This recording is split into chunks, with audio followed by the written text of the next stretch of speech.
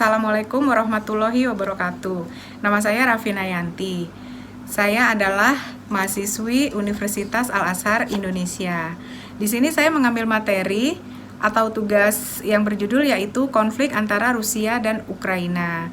Untuk melengkapi tugas ujian akhir semester dalam mata kuliah saya Hukum Internasional, di mana untuk dosen pengampu saya yaitu Ibu Dr. Maslihati SH MH. Dan untuk tema yang saya pilih tadi yaitu konflik antara Rusia dan Ukraina, karena saat ini beritanya sedang menjadi trending topik di dunia internasional. Baik, langsung saja saya menjelaskan tentang materi yang saya ambil, yaitu konflik antara Rusia dan Ukraina. Yang membuat saya tertarik dengan berita konflik negara Rusia-Ukraina karena saat ini menjadi sorotan dunia internasional dan karena isu konflik Rusia-Ukraina sedang hangat untuk diperbincangkan. Rusia mendeklarasikan perang pada tanggal 24 Februari tahun 2022. Kemudian, dampak ekonomi bagi Indonesia itu sendiri adalah volume perdagangan yang tidak naik, tetapi masih ada inflasi. Karena Rusia dan Ukraina merupakan salah satu sumber energi terbesar. Belakangan kedua negara ini memang dalam tahap krisis tingkat tinggi hingga invasi bisa dilakukan kapan saja. Sejumlah negara termasuk Amerika Serikat turun tangan mengancam Rusia jika benar invasi akan dilakukan. Bahkan Amerika dan sejumlah negara mengirimkan bantuan berupa peralatan militer ke Ukraina jika benar rencana invasi akan dilakukan. Karena Ukraina juga terus mencari jalan agar dapat bergabung Uni Eropa dan NATO, Presiden Rusia Vladimir Putin berulang kali mengklaim bahwa Rusia dan Ukraina adalah satu bagian dari peradaban Rusia yang juga mencakup Belarusia. Namun, klaim itu dibantah oleh Ukraina. Kemudian Ukraina melakukan revolusi selama 2 kali, yakni pada tahun 2005 dan 2014 yang menolak supremasi Rusia.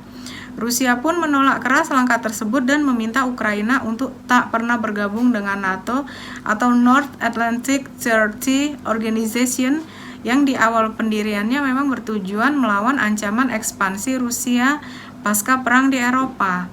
Putin sangat marah dengan prospek pangkalan NATO di sebelah perbatasannya dan mengatakan bergabungnya Ukraina dengan aliansi transtalatik pimpinan Amerika Serikat akan menandai perlintasan garis merah antar keduanya.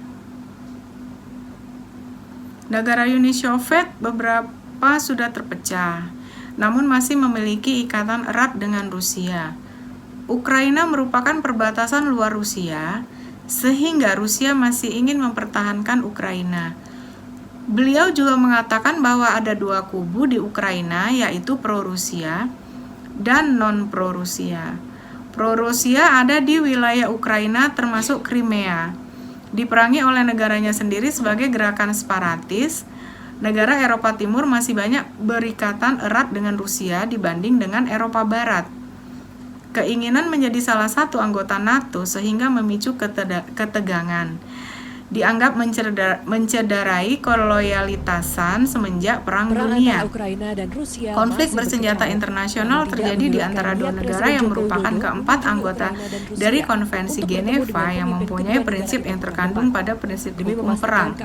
Pasal 1 ayat 2 dan pasal 51 PBB kurang berlaku bagi mereka.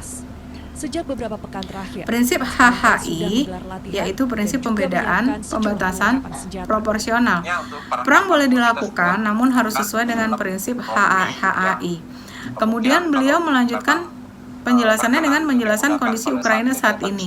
Ukraina saat ini memberikan pengakuan pada ICCI meskipun mereka bukan negara ICCI, namun pasal 11, 12, dan 13 punya yurisdiksi terjadi kejahatan perang, dan ketika negara di luar anggota, Ukraina merasa ini waktu yang tepat untuk pembuktian agar tidak terjadi genosida.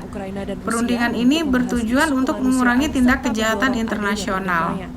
Perdamaian Menurut antara beliau, Rusia dan Ukraina sanksi merupakan ekonomi salah saja satu tidak hal terpenting efektif. saat ini. Beliau mengatakan Sebab bahwa perang Indonesia kedua negara itu telah seperti berdampak sedikit pada berpihak krisis pada pangan Rusia dan karena ada energi di perbedaan berbagai statement belahan dunia. antara hukum Menurut internasional Kepala dengan SCBP statement melaporkan. Kementerian Luar Negeri Indonesia.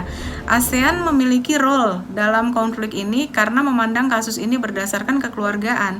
Sebenarnya Rusia sudah banyak membantu ekonomi Ukraina dengan baik sebagai salah satu negara Uni Soviet.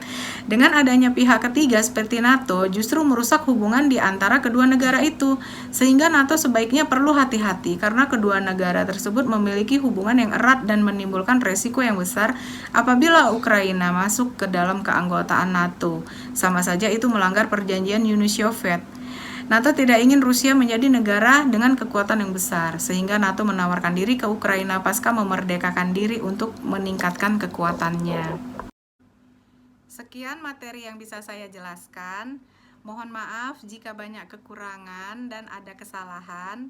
Sekian dan terima kasih. Wassalamualaikum warahmatullahi wabarakatuh.